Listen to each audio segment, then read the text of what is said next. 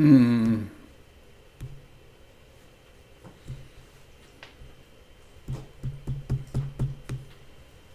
Ah.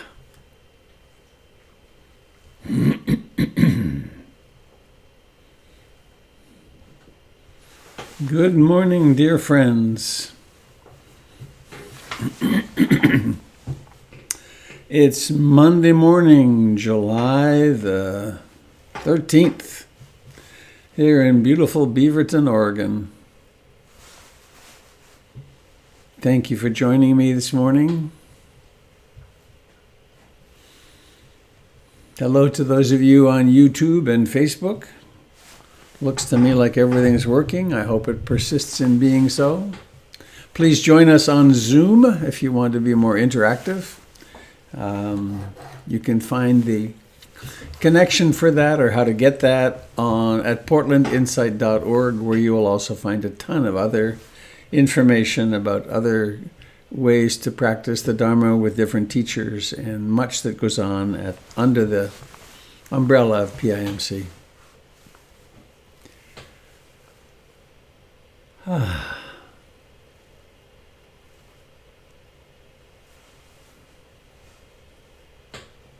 In an interestingly artificial way that we all take for granted, we say it's the beginning of a new week.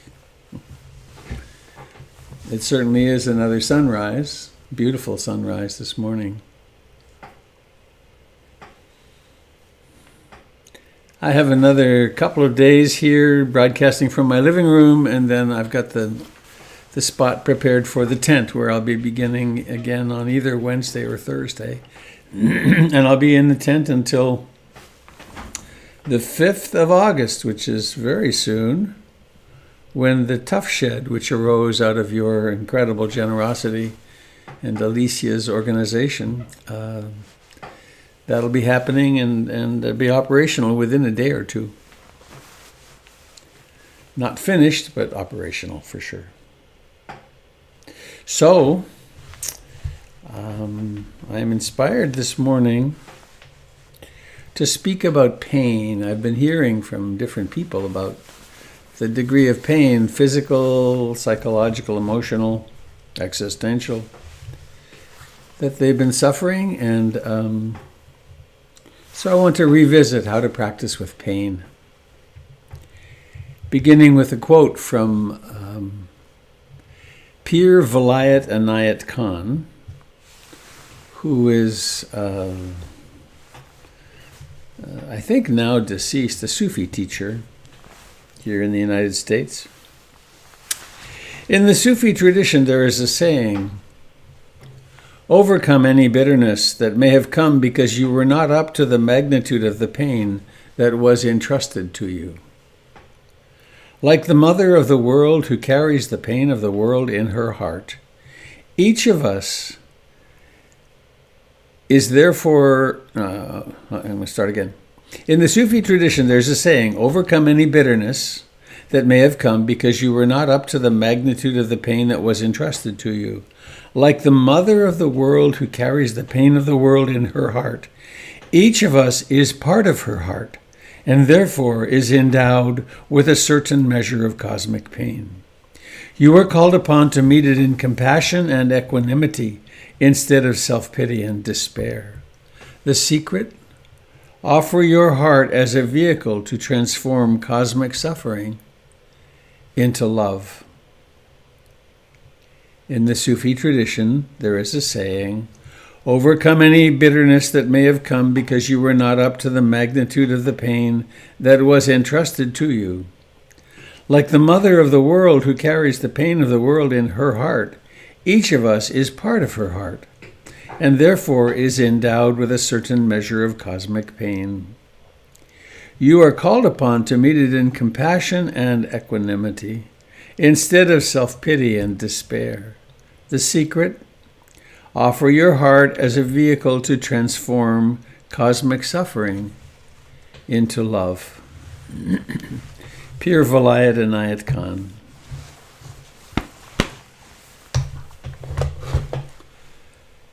In order to bear the magnitude of the pain that has been entrusted to us, it is essential to have a practice and a way of making meaning of it all.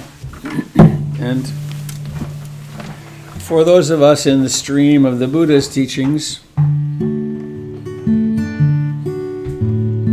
there's the truths of anicca, dukkha, anatta, impermanence, unsatisfactoriness, and the emptiness of the self. There's the Four Noble Truths, the Eightfold Path, lots of counted things, the 7 enlightenment factors. And there's the refuges.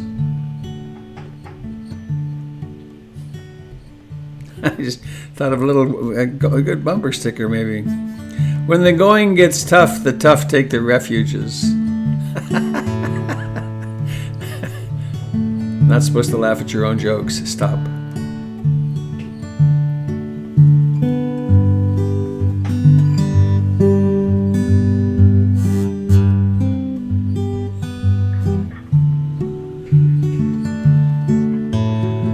So please join me as it makes sense for you.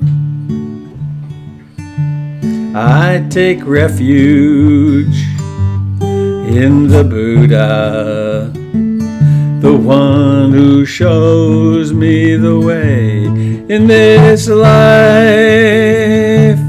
Namo Buddhaya, Namo Buddhaya. Ooh, we need to do a little muting. Please. Oh, there we go. Oh, nope. Mute all. There we go. From the top, I suppose.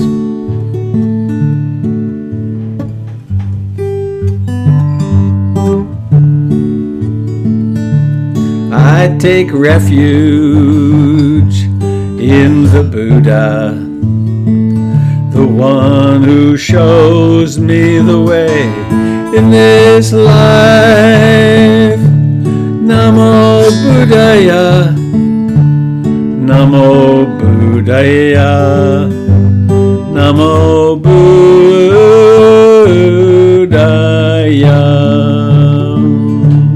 I take refuge in the Dharma, the way of understanding and love.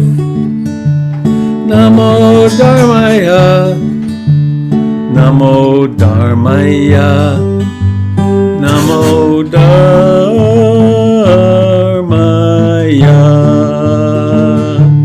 I take refuge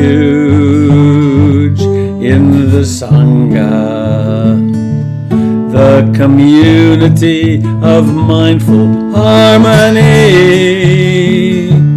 Namo Sanghaya, Namo Sanghaya, Namo Sanghaya.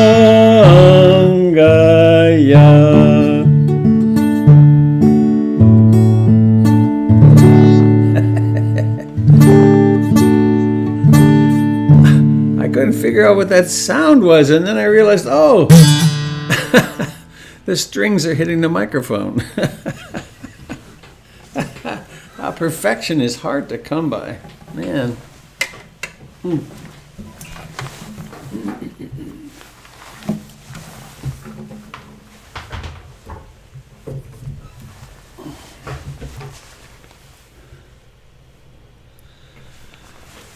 However, the present moment is perfectly as it is.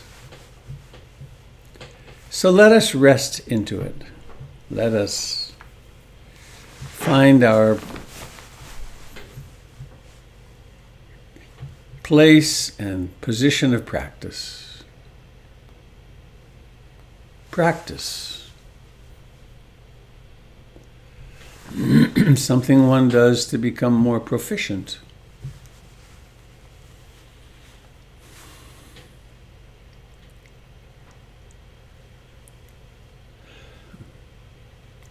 The practice of training the human mind and heart. The practice of mindfulness and concentration.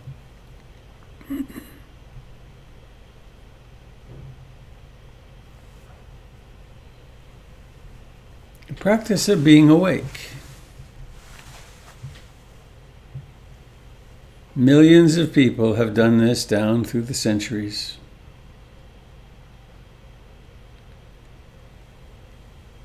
Now it's our turn, we who are the bearers of the torch of life.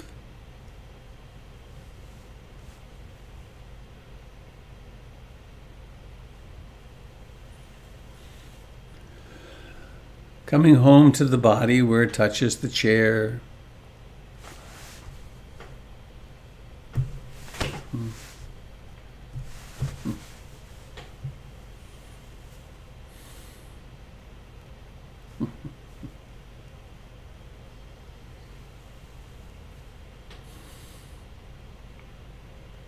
Not in some theoretical fashion, but in direct mind meets matter, mind and body together.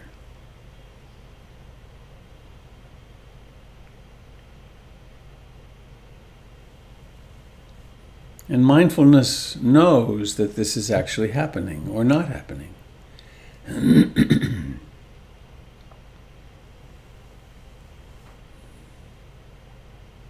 Bringing awareness into the hands.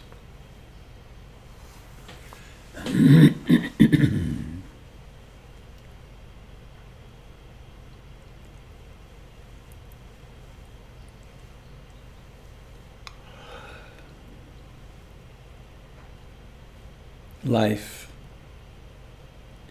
And the face.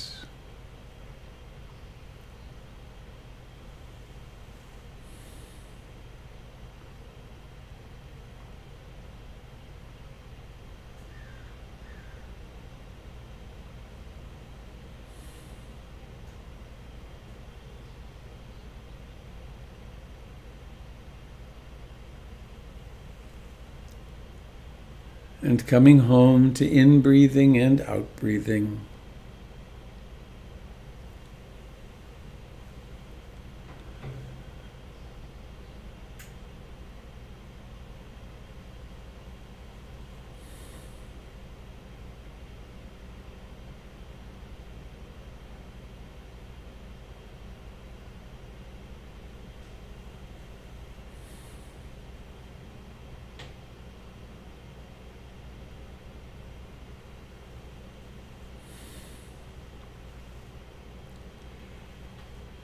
As always, each breath has a beginning. It has a lifetime of rising and then falling.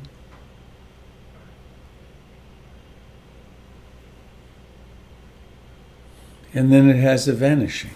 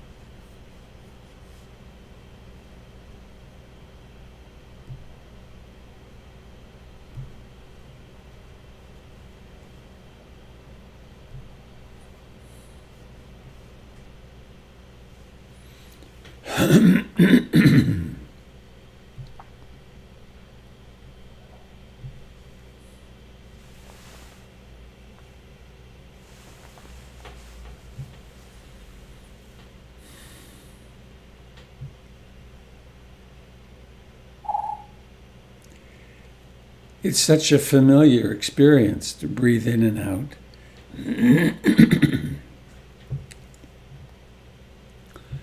And it takes a certain kind of work or intention. to train awareness to be interested in something so bland, something so essential.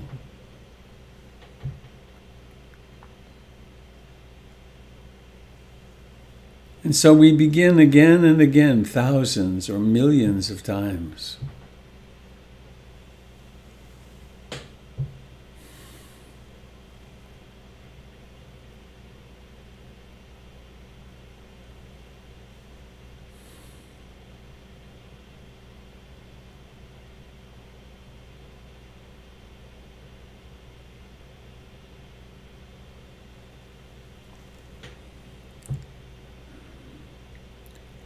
The breathing manifests itself as sensations in the chest and abdomen, in the torso, and also at the nostrils.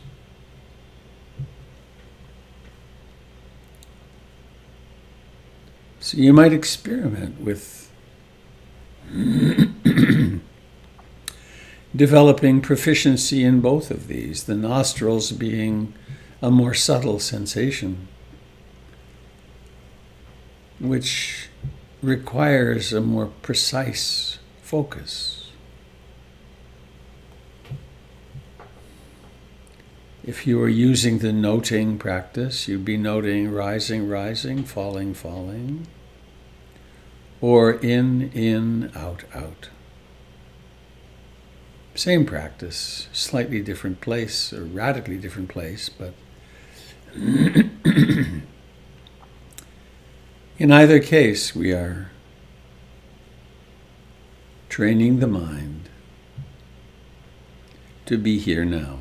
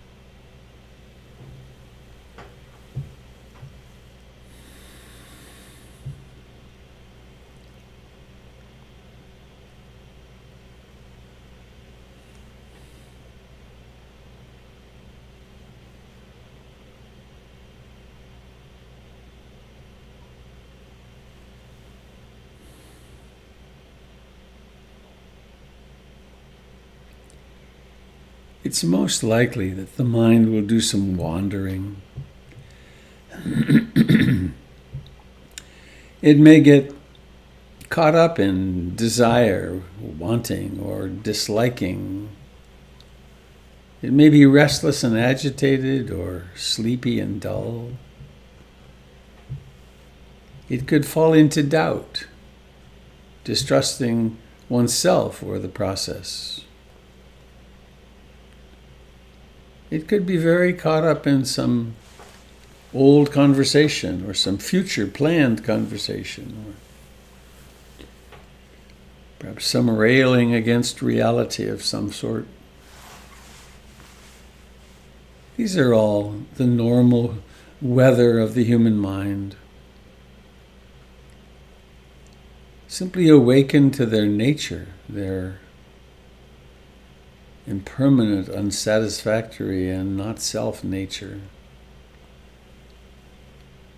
Relinquish and then come home to this breath. It's so utterly simple.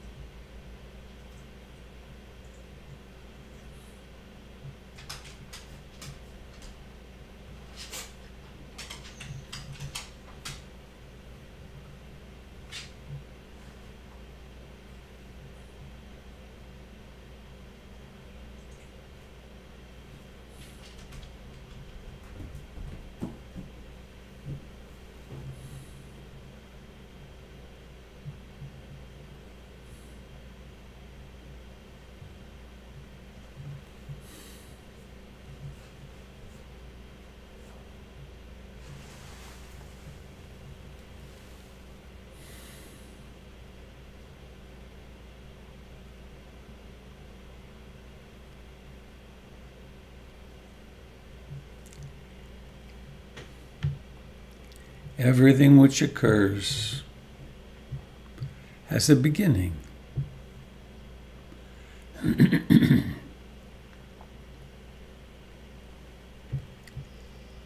We can really embrace that reality in observing the breath.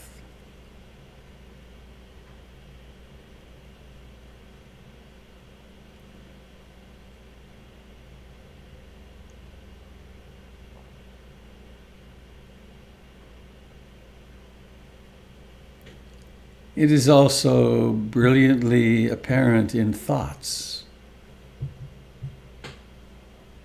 in memories, in obsessions, in physical pain, in emotional pain. Things may seem continuous, like they've always been happening or always will happen. But if we dare to move close to them with bare attention,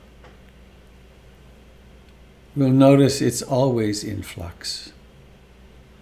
Something which is apparently continuous is actually always arising and passing away.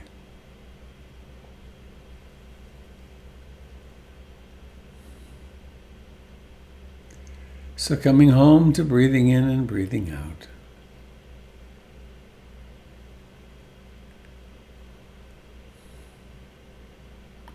Rising, rising, falling, falling, or in, out, out.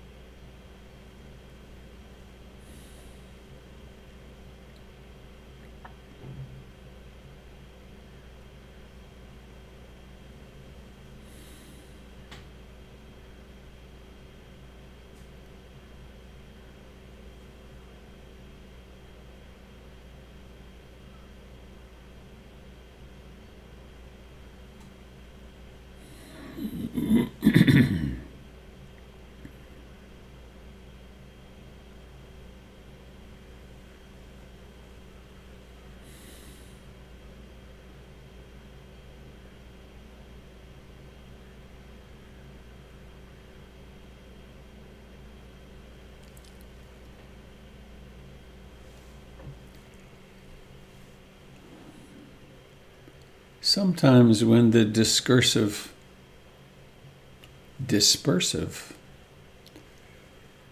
energies of the mind are dominant, it's difficult to even find the breath. That doesn't mean it's not the right time to meditate. Perhaps it's the perfect time to meditate and learn about whatever that discursive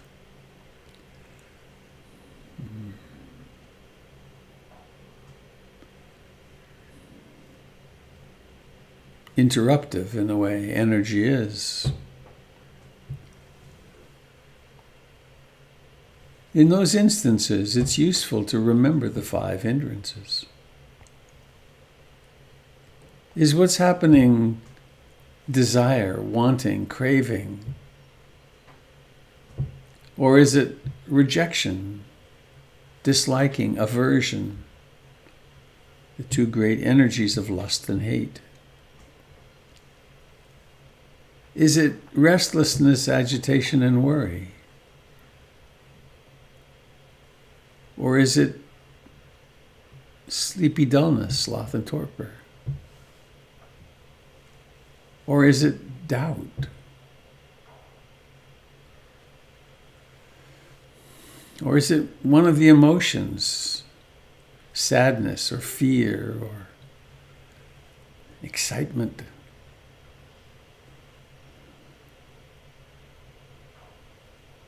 Shame, despair.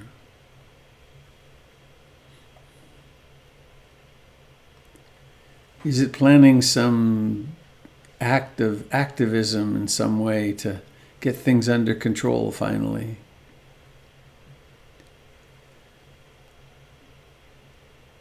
To know what's happening and to put aside breathing and take that experience of desire or aversion or emotion, take that as your meditation object. Observe that. Observe how in every instance there's a beginning and an ending. There is an impersonality to it.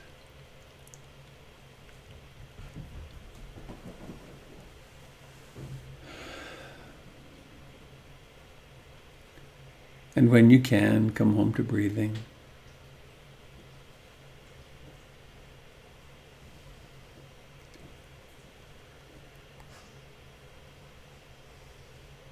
With every action of mind and heart, colored with love and compassion.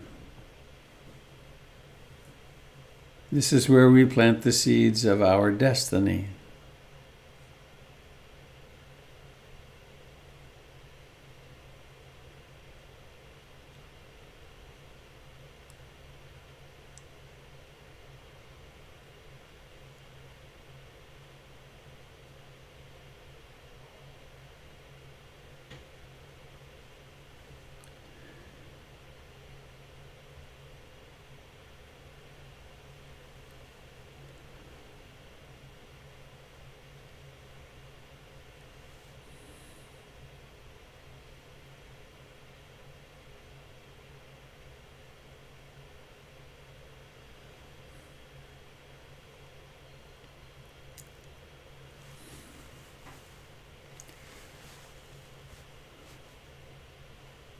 We are remarkably sensitive beings. In a certain way, we are raw nerve endings. We have receptors for pleasure and for pain, or we have experiences we interpret as pleasant and unpleasant.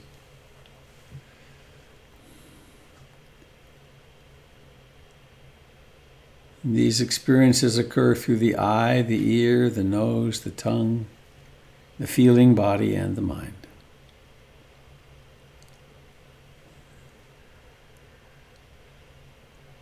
It's essential to understand the paradigm of how to work with pain.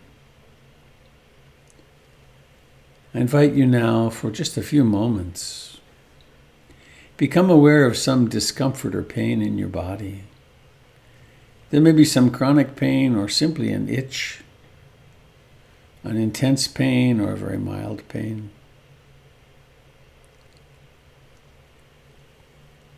Let's imagine you're sitting in meditation. You're with rising, rising, falling, falling. And some discomfort or pain breaks through. We nod to that. We give that acknowledgement, and then we return to breathing. Happens again, we acknowledge that. Pay a little better attention to it, a little closer attention.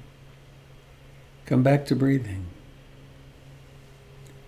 It happens a third, a fourth, a fifth time. Maybe becomes a little more intense or a lot more intense. At such a time, we bow to the breath. Thank you, dear breath. And turn awareness completely, fully, openly to the experience of pain.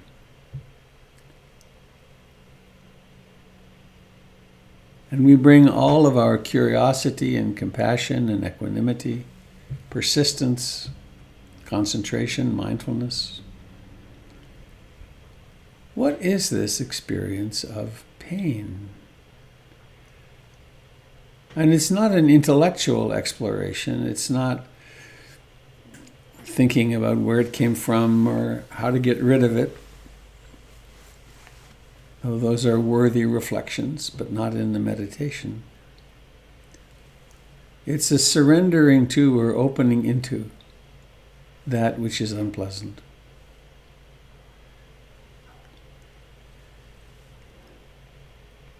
Opening to and accepting the certain measure of cosmic pain which is ours to bear, which is ours to open our hearts.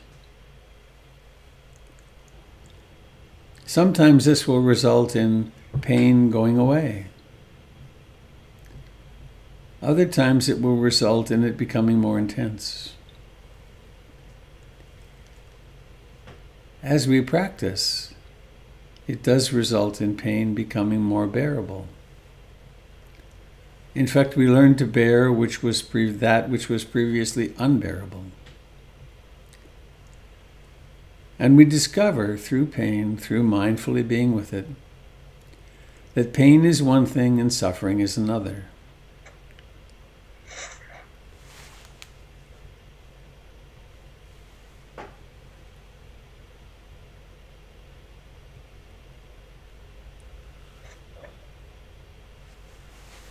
When we really get focused on pain, sometimes it's very remarkable how it becomes obvious that the sensations are one thing, they're of an unpleasant ilk. And then it's the mind's striking against them or disliking them, not accepting, which is the suffering. And this results in the experience of nirvana, of quenching. The suffering is quenched. The pain may stay the same, but the suffering vanishes, maybe for a second, maybe forever. In this way, we learn to walk the path of the Buddha, to carry our measure of cosmic pain with greater and greater grace. Sometimes we speak of the Noble Eightfold Path.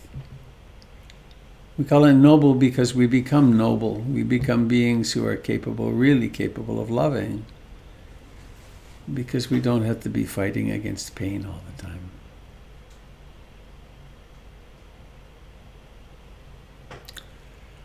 Please now bring awareness into the breath and the body sitting here. Maybe be aware of your whole body. Notice how beautifully alive your body is. It's nothing but life.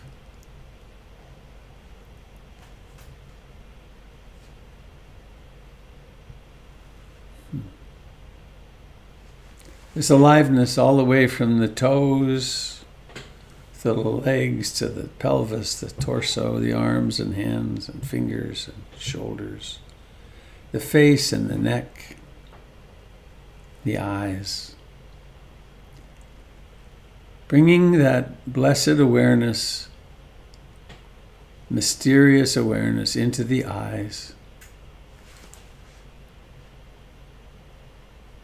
And letting them open, forming that intention, and there's a certain effort involved. Opening, seeing.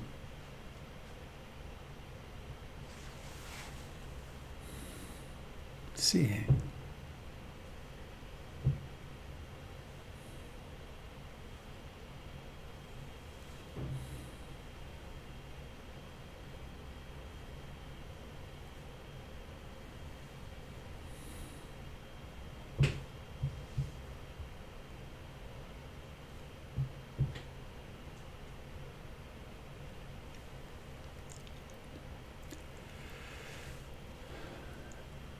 This strategy that I just shared with you of working with physical pain really illuminates beautifully the paradigm, the remarkable transformation that can happen in our lives from assuming the fact, from assuming the seat, the place at the center of our experience, and learning how to objectify things, meaning to make them objects. We develop enough concentration and mindfulness with the breath. We learn that thoughts are spontaneous, that thoughts think themselves. We learn how out of control the mind and everything else is. We learn that experiences are pleasant and unpleasant and neutral.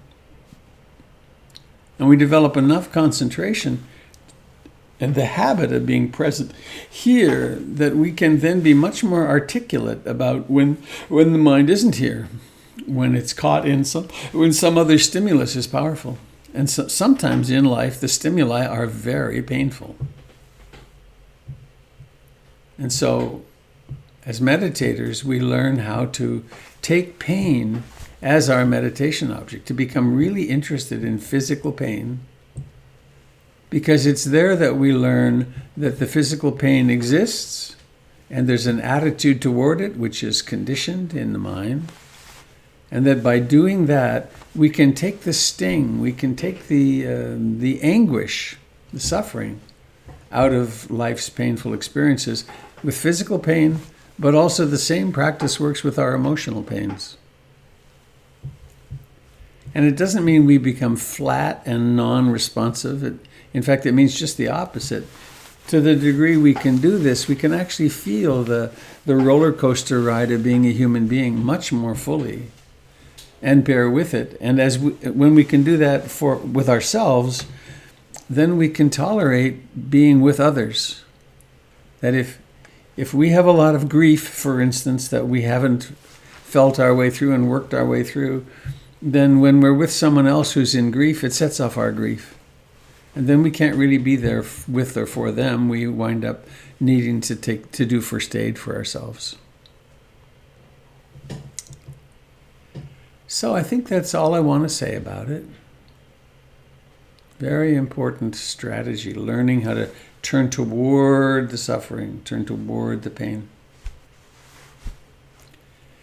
And I want to forego announcements today and just open to you. Does this make sense, this strategy of working with pain in our lives? And is there something happening in your life that you'd like to share?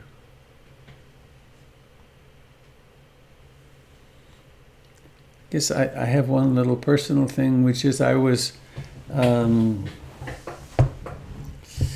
little frightened, I guess, unsettled with the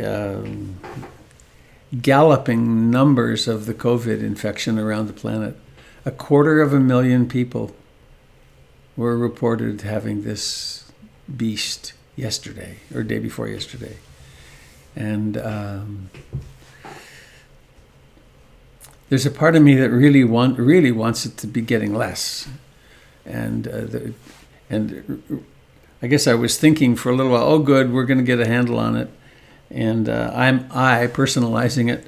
I'm at less risk, but actually I think the risk is growing all the time, and that's frightening.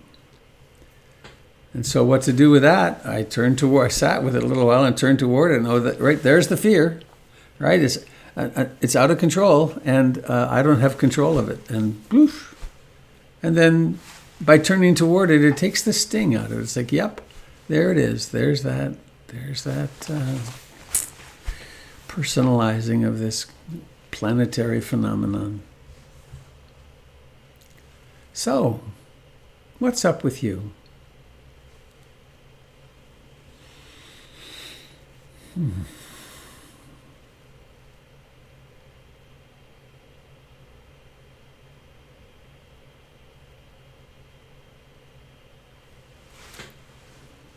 When you wish to speak, if you wish to speak, simply unmute yourself and speak, and it will. I have it on speaker view, so it will, for me at least, bring you boom right into the center, full screen.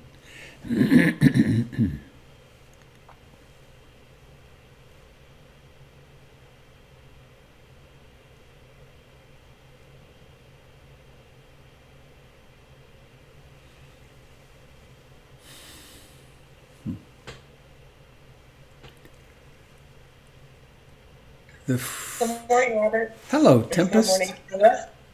Hi. I wonder if you could, since you're talking about pain today, talk about a little bit about the discernment that you have to develop as a meditator between the pain that you should that comes from your brain trying to get you to stop meditating, right? And the pain that you maybe need to pay attention to and address if need be. Yeah, because that's a big thing with my practice. Well, I'd say if there's a thorn in your hand and you can take it out, take it out. Because there's plenty of pain that we can't do anything about. So if shifting position a little bit or getting more rest or something will actually deal with it, then let's do everything we can to minimize human pain, our own and for others.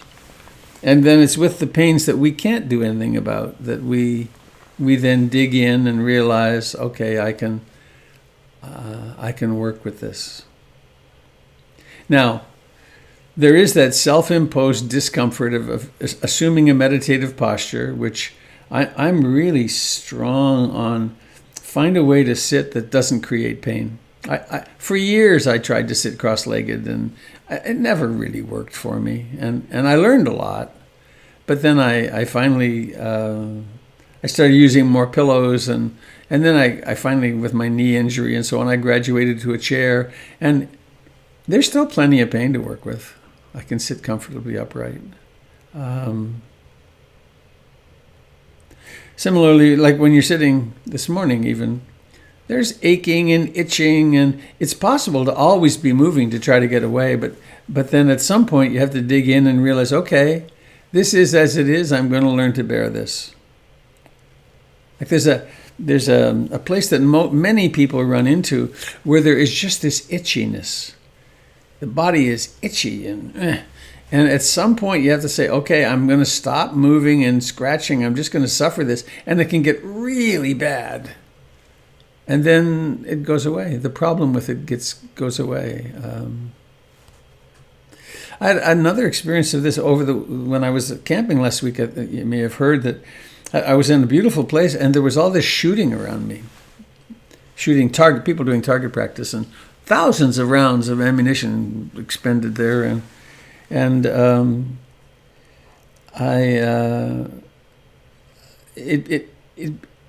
after my initial amazement went away, I didn't hear it anymore.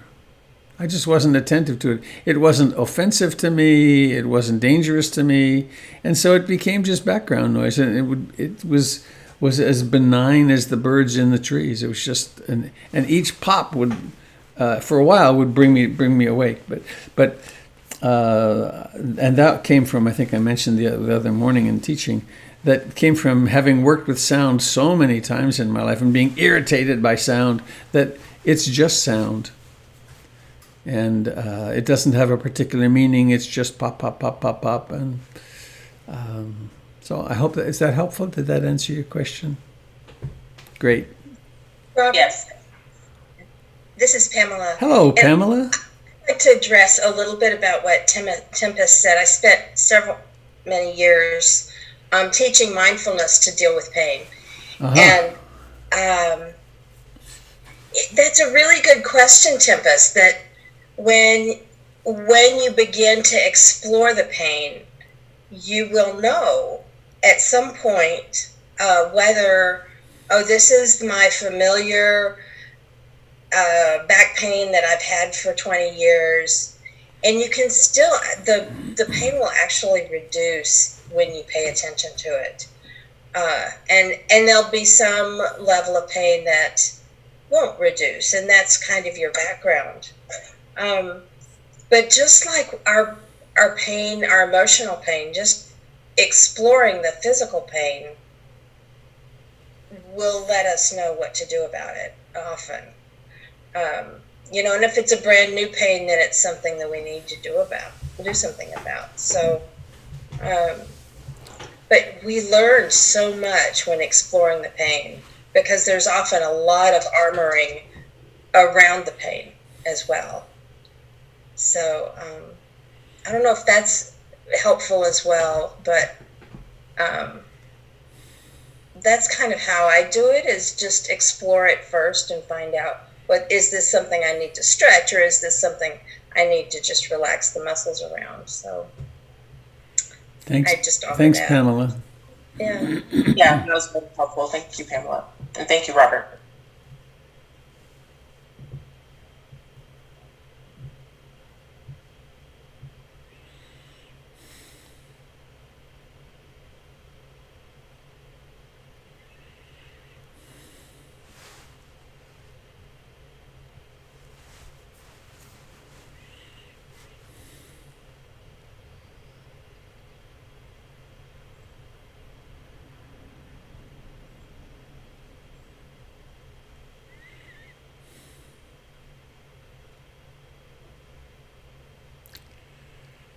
I experienced a great teaching about physical pain a long time ago when I was in India as a monk.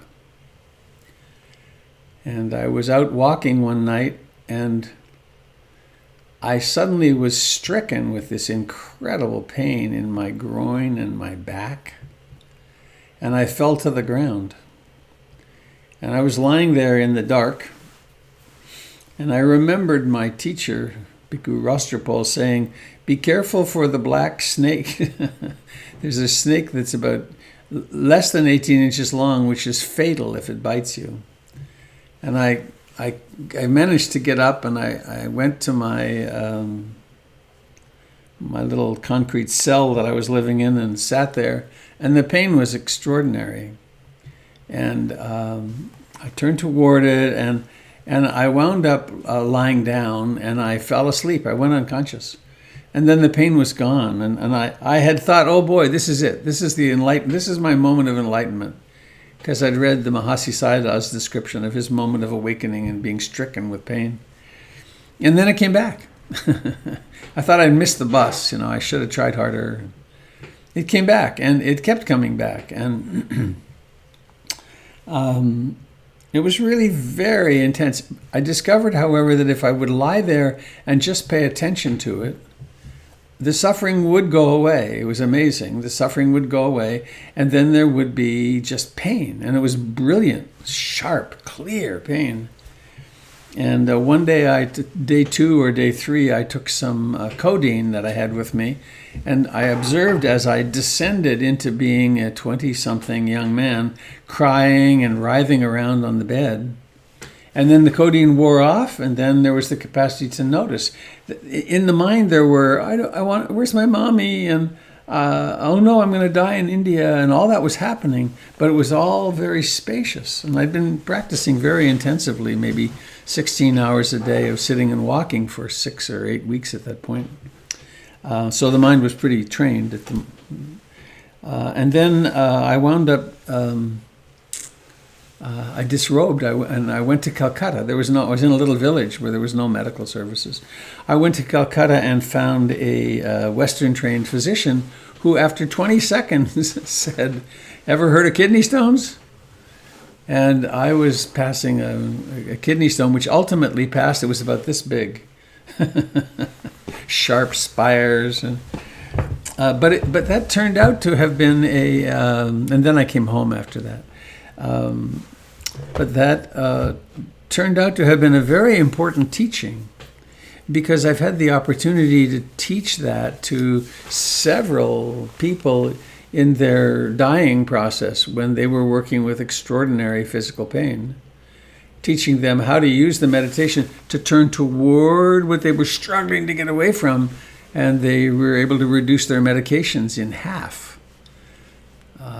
So this is a really powerful strategy that sets us free. I always have great compassion for anyone who has kidney stones. They're really quite something.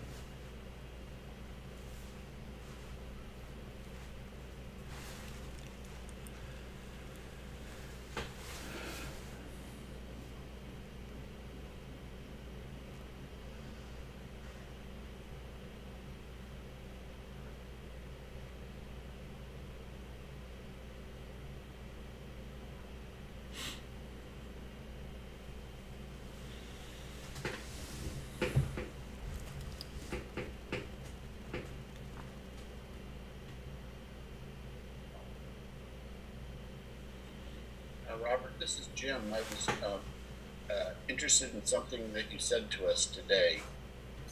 You said, well, when you're sitting and trying to only focus on your breath and the training of meditation, and you just can't seem to get there, and you're thinking this isn't working, then this is maybe all the more time that it's important to stay with it.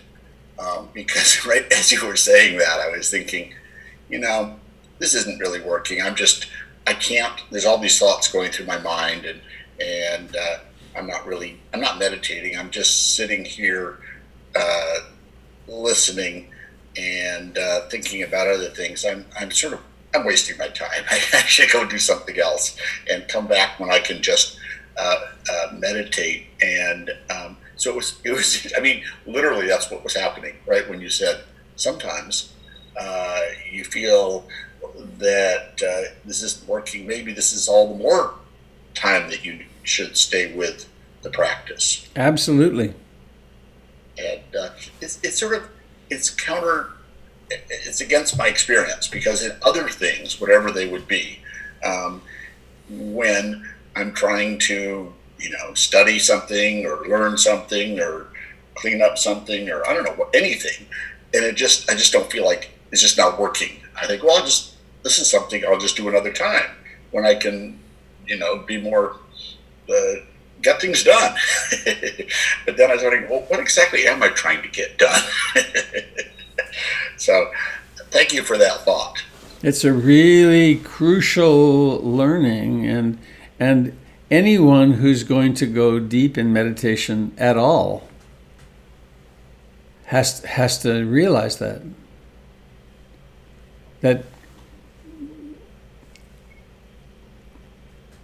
if we quit when it's unpleasant in so many ways, or when it's not going the way we want it to go, we stay locked in the belief that the world is supposed to go the way we want it to go.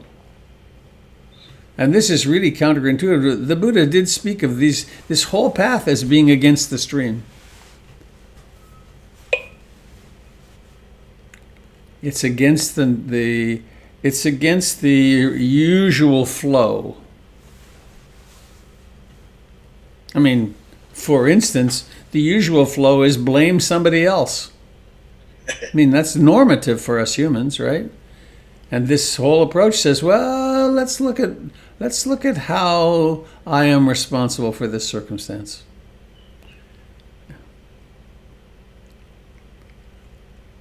So I'm having a lot of pain, physical pain, or a lot of one of the five hindrances is big. How shall I work with this? How shall I? What? And then there's in terms of the Four Noble Truths, there's suffering, and there's a cause of suffering and an end of suffering. First three noble truths. The second noble truth, called craving, wanting more pleasure, wanting less pain, wanting to become something different. It's always one of those three. Another way to think of it is that I have an unenforceable rule. And so I have like this morning, you could say, well, I have an unenforceable rule that when I sit down and meditate, it should always be calm. And then that's really important to notice, because sometimes it's really not going to be calm. What about in those times when something bad is happening? We're waiting in the ICU for a loved one to come out of surgery or something, and poof, the mind's not going to be calm and sweet, and it's going to be wild. But to have developed the capacity to meditate in such a circumstance, and to have some capacity to be comfortable even in the midst of uproar, is crucial. Thanks.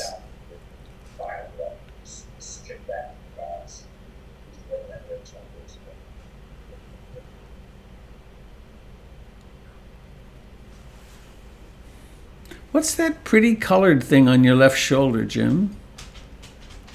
To your left. There's ribbons or something. That is a chair from the hospital where I worked. I was there for about 20 years, and at my retirement party, I was given this. It was all decorated with a bunch of different kinds of stuff, and I've left the decorations present for just to sort of look at 20 years of work in the ICU, and now now it's here at my little downstairs office. Yeah, it's lovely. Thank you.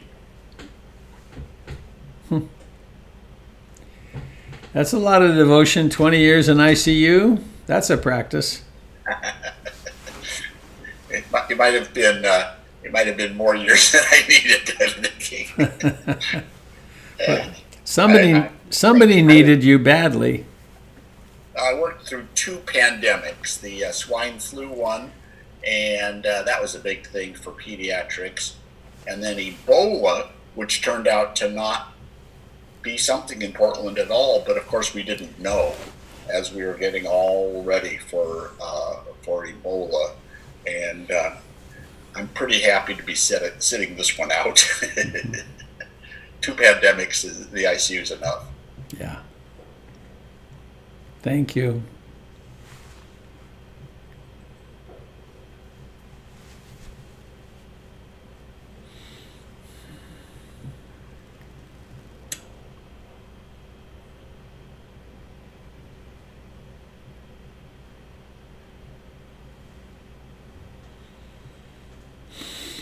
Hey, Robert, it's KB. Hello, KB. Hi, I have a confusion about what we're talking about today. I completely understand the value and need to step back from something that you can do nothing about. But the pain of realizing that, like you were saying, adjust the things you can and work with the things that you can't. Mm-hmm. But there are so many things that you can adjust. And then I hear people say that phrase, don't just do something, sit there. Mm-hmm. And I don't get, determining the difference of those two things and leaning into the things that you need to do something about spurs on action, which makes me want to get up off the pillow. So I'm just a little confused about that. I take guidance from an old Irish prayer, which the AA world snagged onto back, how long ago? 35, 40 years ago now? Bill W. and the guys at the beginning. We know it as, God grant me the serenity to accept the things I cannot change, the courage to change the things I can, and the wisdom to know the difference. So it is it's a dialectic, a struggle to know what is there that I can actually change. And sometimes we find that out by trying to change something and discovering, well, I guess I can't. I guess that is an immutable, in which case then I can reduce my suffering and my efficacy remarkably by learning to accept it as it is and to put it down, to stop bashing my head against it. And in terms of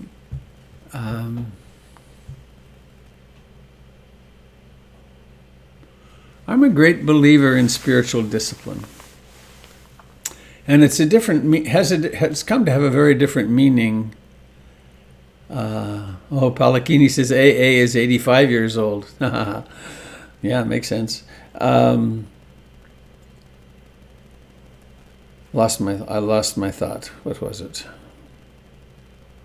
Oh yeah, spiritual discipline. And I think of spiritual discipline as doing that which I really, really, really, really want to do.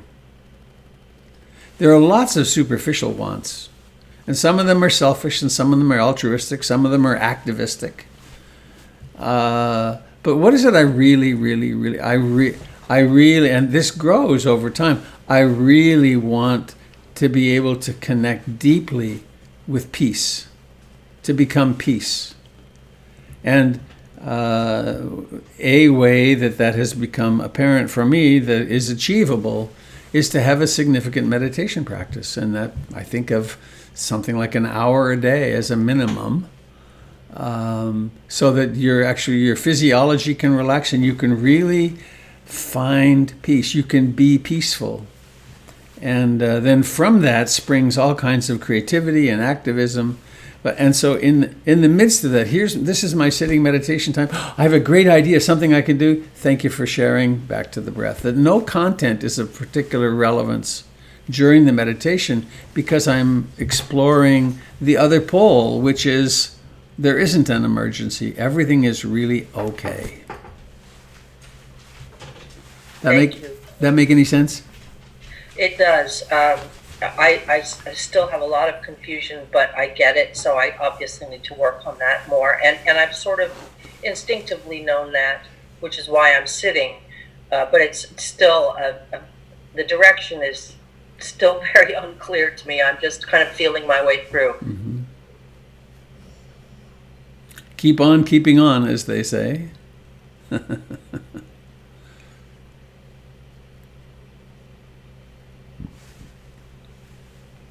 Oh my goodness, it's already 8:06. How did that happen?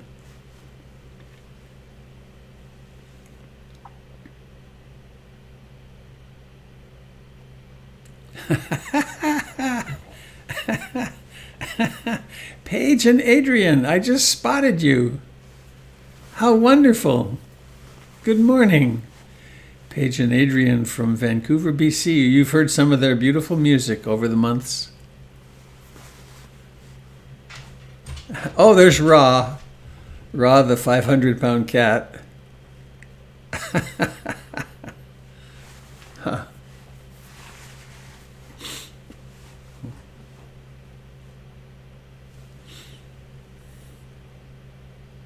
No, that warms my heart seeing you guys.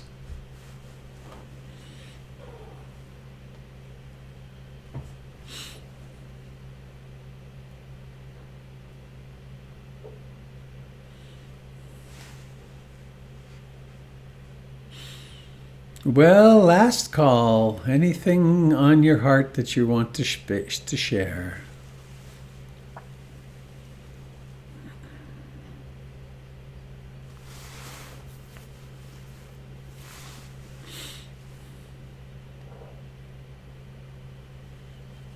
Well, then let's go about our days. Please bring the kids forwards. All of our kids.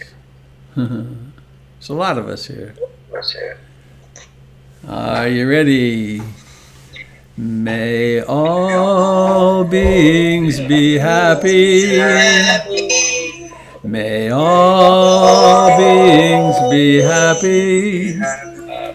May all beings be happy. Sadhu, sadhu, sadhu. Have a lovely, mindful day, dear friends. Let us Thank you, Robert. be safe. Thank you. Thank you. Goodbye. Goodbye, dear friends on YouTube and Facebook. Thanks